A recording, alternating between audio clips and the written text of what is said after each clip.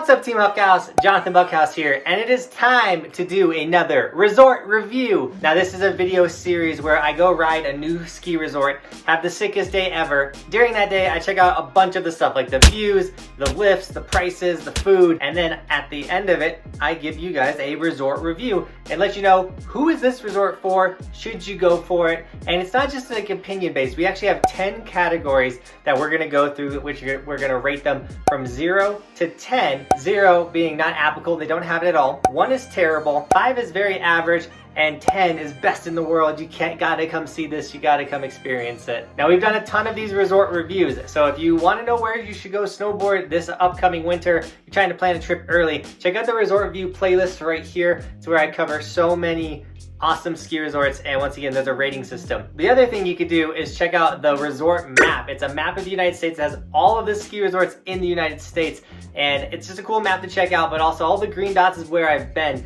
So you can go click on those videos and see if I've done a resort review there, but also just the vlogs of me riding in those areas, as well as I have a goal to ride every resort in the United States, and that's how we're kind of tracking it. So check out the resort map and then subscribe to watch me ride every resort in the US. There's over 460 ski resorts, so it's gonna take a couple years, it's gonna be a journey, but hey, we're on a mission, so let's accomplish it. With all that being said, the resort that's on the chopping block today is Buck Hill Ski Resort in Minneapolis, Minnesota.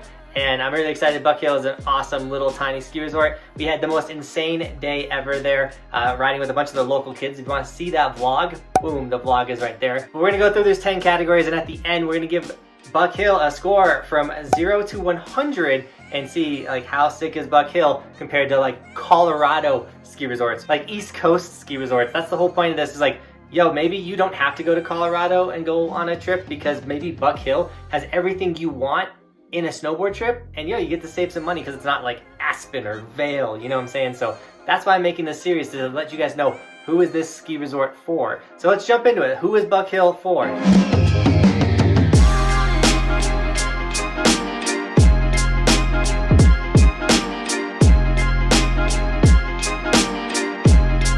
So we always start off with lift prices, and with a $35 weekend day pass, like that's pretty sick, as well as a season pass coming in at like $460. One of the biggest things with Buck Hill that I thought was cool is they have a $15 like 2-hour session, which is really cool to go ride for 2 hours, pay 15 bucks, like that's kind of a steal. So I gave them a 7 when it came to lift prices. I thought their prices were very fair for what they're offering, and dude, the 2-hour $15 session, like come on, you can't beat that.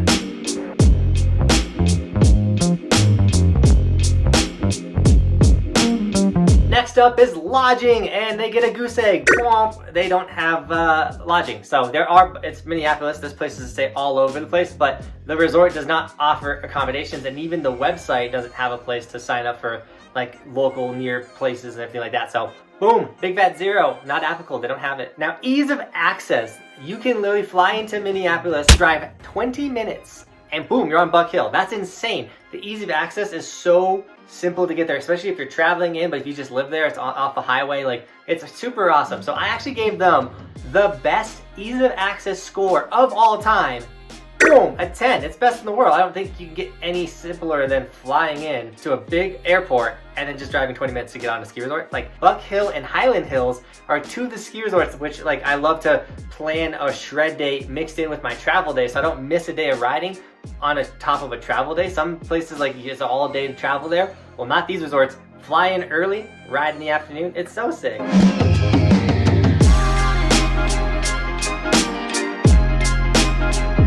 Now the chairlifts, what do they have? Like, can we get up the hill? Like, I want to rip. What am I gonna use to get up the chairlift? Now, they don't have any gondolas or chalets or anything fancy, no bubble chairlifts, but they do have 3 chairlifts, and they have 3 tow ropes for the train parks, as well as I think they have like a bunny hill platter. Like, they have so many options, and honestly, it's the tow ropes that raise their score, and the fact that every chairlift gets you to what you need. You only need 1 chairlift for Buck Hill, but they got 3, and then they throw in 3 more tow ropes for the parks.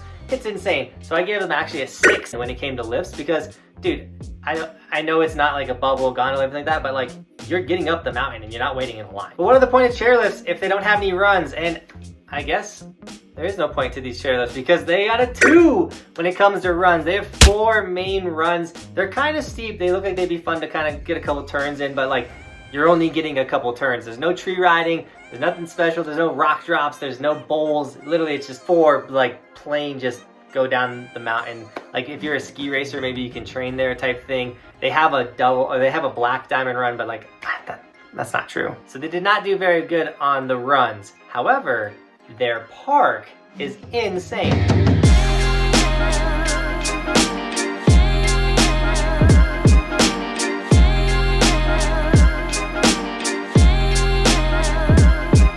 Minnesota Ski Resort has a half pipe. Now I did show up at the last like closing weekend, the last week they were open, and they stopped grooming the half pipe, so the half pipe was absolutely terrible.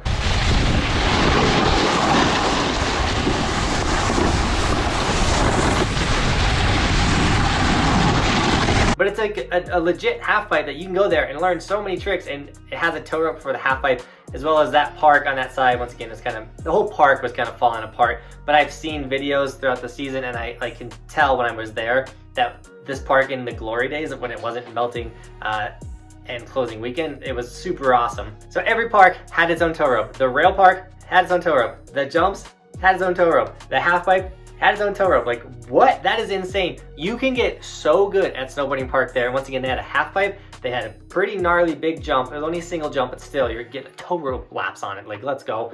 And then the rails are super sick as well. And obviously, Minnesota is known for their rail kids. They absolutely crush it. So the terrain park came out at a whopping 6. So good job, Buck Hill, on having a dope terrain park, above average. I really enjoyed riding the park, and I wish I showed up before it was like completely melting.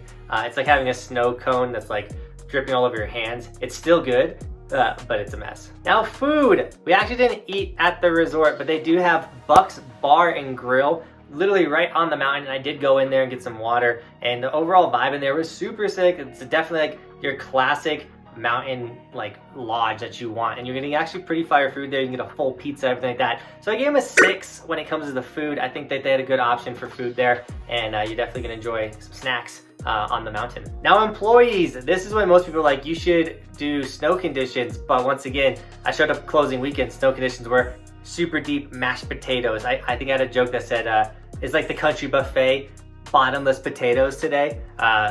Funny joke, I know. But yeah, it was like, I can't really do snow conditions because it's all hit or miss when I show up, and I'm riding every month out of the year, so it could be awesome peak season snow or end of season meh snow. So we don't do snow conditions. However, we do employees, because you can have an employee make or break your trip. You can have that dude that gave you a speeding ticket and literally ruined your day, like I had at Keystone. If you want to watch that video, check it out right there. Or you can have an employee make your day, and we had a tow rope kid, a guy that was working the tow rope that watched the channel, hung out with us the whole time, kept the vibes up. He was a really awesome guy, and I would say he made the day better. So I gave them a 7 when it comes to employees, because we had a really great experience with one of the employees, and I think that's huge when you're planning a vacation, a trip. You don't want to have someone ruin your trip, but it's also sick if you can get someone to make your trip better. Now views and scenery, when I went to like score that, I was like, I don't remember it. I'd like go watch the video again. I had to like go through the footage, and I was like, holy crap, there isn't any views or any scenery. Like all you could kind of see off the hill was just like a bunch of trees, as well as at the top of it, the behind the mountain is like a bunch of houses. So there's nothing, like no view at the back. Looking forward is like super blah, like literally nothing. So they got a 1. It was terrible. It was like one of the worst views I've ever seen on a hill. Like most places, even though it's a hill, it's still higher than everything else around it. It's got a good view, but dude, Buck Hill, you dropped the ball on the views and scenery.